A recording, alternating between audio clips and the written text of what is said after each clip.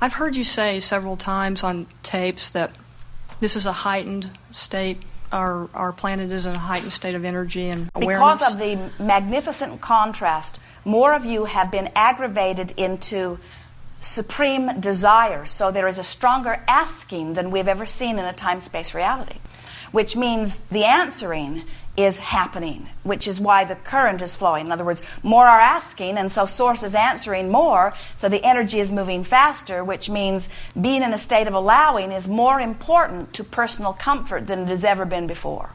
That's why the crevasse between those who have and those who have not is becoming more distinct. The crevasse between those who are well and those who are sick is becoming more distinct. In other words, there's less gray area. So, is this basically caused by world events or just everything that's in our experience? The world events are more as a result of the dramatic contrast. In other words, the world events look like they may be the cause of the contrast, but the world events are actually the result of the contrast. World events have always happened. You are not at a time of more heightened world events than ever before. You have always been billions of people banging around with each other, coming to personal desires. The only difference now, as in earlier times that you may even remember in your recorded history, you have so much more conscious awareness of each other through the news media that is controlled by so few that a more singular mindset is offered, which causes a more similar vibration and more at the same time. But it matters not very much because the well-being is so much more dramatic and the individual awareness of personal life is so much more poignant. What we mean by that is, if you were to watch the television, you would think that everybody was talking about a subject because it will go through the airwaves and no matter what station you turn to, they're talking about that thing. But when you go to the grocery store, you don't hear it. When you go to Houston's restaurant, you don't hear it. When you are standing in the elevator, you don't hear it. Even when you come to one of these gatherings, you rarely hear it.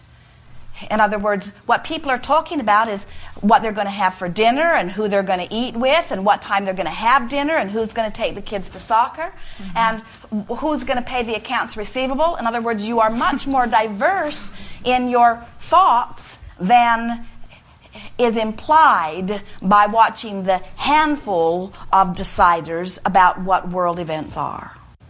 Has there been another time in our history where the energy has been this high or that we're aware of? Never. Remember, this is an expanding universe. Okay. That's like saying, have we ever lived the future before? I see. Will it ever dissipate or get less, become less? The energy will never become less because the wanting will continue to increase and the universe will continue to expand. But the feeling of resistance can get less. It just did within you today. So the resistance factor, the allowing or disallowing factor, is the only needle to watch. It's sort of like the airplane up in the sky, 40,000 feet, 700 miles an hour. You look out the window and all is well. Put that same airplane on the ground at 700 miles an hour. It's quite a ride. Because on the ground there is so much more resistance. And so as you realize that the velocity of your energy is going to continue to increase, and as you deal with your resistance, then your ride will continue to be smooth and delicious. And in the bigger scheme of things, it's much more fun to go fast than slow. It's much more fun to soar with no resistance than to crawl around on the ground. So in 20 years, and you are still around, which I know you will be, but in 20 years you would still say... In 20 years, the energy will be moving faster than it is today. So that's what you'll say. In 20 years or less, we'll be talking about 15 or 16 seconds of manifestation point rather than 17. Okay. The factor to watch is, how am I doing with my resistance? Okay. In 20 days, you could be resistant-free. So in 20 years, you could be romping with the most successful of them in terms of all things that matter to you with very little resistance. It is so much fun to direct energy. And we want you to get a sense of the directing of the energy. There's the summoning of the velocity through the intensity of your focus, and then there's the allowing of it to flow through the releasing of your resistance. So the more focused you are in ease, the more joyous your life experience is. This struggle is not what it's cracked up to be. And we are amused at how humans cling to the idea that if it feels bad, it's probably good. And if it feels good, it's probably bad. In other words, that's like saying if I throw it up, it'll probably stay up, even though you know the law. You know through your experience, you know nothing that ever feels bad ever turns out good. And well, sometimes you say, well, what about that, Abraham? I'm in a better place now, having lived that. And we say, step 1 served you, didn't it? But it wasn't until you got into step 3 that you allowed what you'd been asking for. And so this age-old quest of, well, which is right? Should I be letting go and letting God, or am I the creator of my own reality? In other words, am I supposed to set goals, or am I supposed to just relax and whatever will be, will be? And we say neither one of those on its own works, just like dancing on one foot is not a very beautiful dance. You're wanting to romp in the contrast and let the desire be born, but then you're wanting to turn your attention to what desire that has been hatched within you, and not spend so much time looking at what is. And that's the thing that trips most up. As you look at what is, you offer a vibration about what is. So you say, oh, I'm not very happy here. But you're activating that vibration, and you say, oh, I wish I could be over there. But your gaze over there is very brief. I wish I could be over there, but I'm not. I'm over here. And let me tell you how long I've been over here. Would you like to hear my story? I've written it down. It's in a book. I read it every day, and I tell it to everyone who will listen. It's so hard to be here. There are monuments about having been here. A new one opening in Washington, D.C. this week as a testimony to how awful it was to be here. Oh, why am I always here? And we say, are you kidding? How can you not be there? It's all you talk about. You talk about being there. You offer a vibration about being here. It reverberates to the boundaries of the universe. You never ever let in what you want because you're so busy talking about what you don't want. You got to talk about what you want. You got to talk about what you want until you feel like you've already got it. You got to feel the joy of where you're going in order to get where you're going. That's how you get rid of resistance, you see. You keep reaching for the path that feels the best. So you forget about what's true, although there are many lovely things that are true that you might want to include in your vibration. And we would certainly encourage you, anything that feels good and is true, give it your undivided attention, you see. Okay, so up to this moment, the term path of least resistance to me has this negative, wimpy connotation. And what I mean by that is I've heard it used in the past as, oh, he always takes the path of least resistance. He never stands up for himself to, say what he wants, and he lets people run over him and that kind of stuff. So I'm having some resistance yes. to this we can imagine term. That you would. Now, when you say path of less resistance, I'm fine. But this path of least resistance, I can feel this negative. Well, we understand why the path of least resistance doesn't appeal to you as a race, because you've been convinced that you are here to prove worthiness and that you should not do it the easy way. Mm-hmm. You have been taught against the path of least resistance. Right. And yet, everything in the universe functions with the path of least resistance. That's like saying that as law of attraction is summoning to you what you're wanting, we want you to get this sense that you've asked and this summoning is occurring.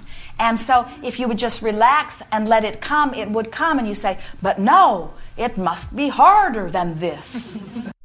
I must suffer more. Right. Because there is no gain without pain, and everything that is virtuous and praiseworthy has struggle attached to it. And we say, we don't know where you get this stuff, but we know, as you just said, you've got it. Mm-hmm. And we're offering every trick in our book, and there is an endless supply, to assist you in discovering that the path of least resistance is the way you're wanting to go. Now, I want to talk about what you've highlighted here because it's so important.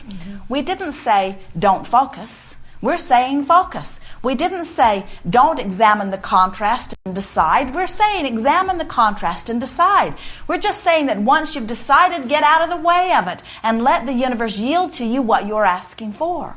We're not saying be a wimp and don't decide what you want. In fact, we're saying something even greater. We're saying be so deliberate about your thought that you are vigilant in every moment to the way that you feel so that you can guide your thoughts carefully and precisely. We're not saying just lay around and don't think and don't make it happen. We're saying be very active, be very aware, let the guidance that is within you let you know what you're doing in every moment and constantly guide your thoughts to the path of least resistance. But the difference in the philosophy that we are knowing and what you are expressing back as something that humans are often expressing is humans believe that there is a source of badness that they must be vigilant against. Humans believe, as they look out into the sea of stuff that they don't want, that they can look at the thing that they say yes to and say yes and make it come, and then they can look at the thing that they shout no at and shout no and make it stay away. And we say, and that's because they do not understand law of attraction.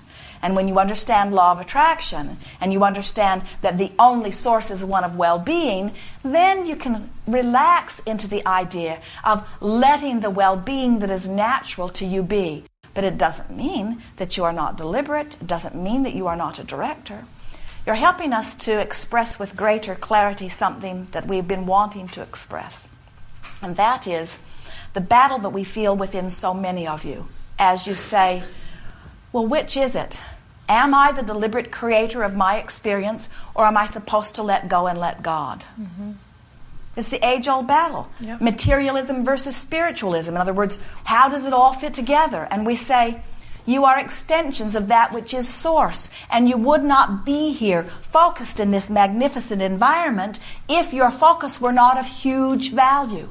And understanding law of attraction as we do, we know that as you focus, that even if you can't speak it, the desires or preferences that are born from your exposure to the experience have summoning power, and that all that is comes forth in response to your leading edge experience.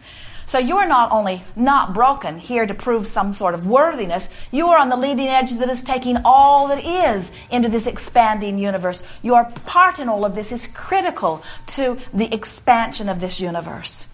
But the universe's expansion is happening whether you consciously allow your alignment to it or not, you see. And that's why we say you cannot help but conjure the new leading edge focal point. You can't help it. The contrast is going to make that happen. It just happens. It's a consequence of this magnificent universe in which we are all focused. But you do have the option of letting yourself go along with it or pinching yourself off. And so, here's the part that we are so excited to express here. While it is nice sometimes to have wanted something a long time ago and almost forgotten about it because it's been so long, and then to be bipping along, happy about some other thing that seems totally unrelated, and have that thing now manifest. Feels like it just dropped in out of the blue. Out of the clear blue sky, you say, I hardly even remembered that I wanted that. And while that can be nice, it isn't nearly as nice as something that you are actively wanting and actively allowing into your experience. So you are always wanting to find this balance. In other words, we think that the optimum creating experience is to feel the contrast, feel the negative emotion of it, not so much that it really takes you into a painful place, but enough that you know that this thought that you are thinking right now is not a helpful thought. We think it is magnificent to set a goal that you know you can't reach, and feel the angst of it feeling impossible for a moment until you talk yourself into believing it. Because we know the joy of the journey of talking yourself into believing it. And we know the thrill of watching things start to line up as you come closer and closer to believing it. We love to see that feeling within you as you begin to acknowledge that, hey, this manifestation is the next logical step. We love watching the manifestation flashpoint where just for a moment the impossible has happened. But we also know that if it feels too impossible, it can't happen. So we think that the thing that you are really grappling with is that quantum leap feeling of how can I get something that I really don't believe to happen so that I can have that sharp, expansive, yippee feeling. as opposed to gently bringing myself into the logical conclusion that anything that I want can be. And we know that as human beings, you like the drama of the quantum leap. But in the long run, it is not who you are. It is not what you've come to live.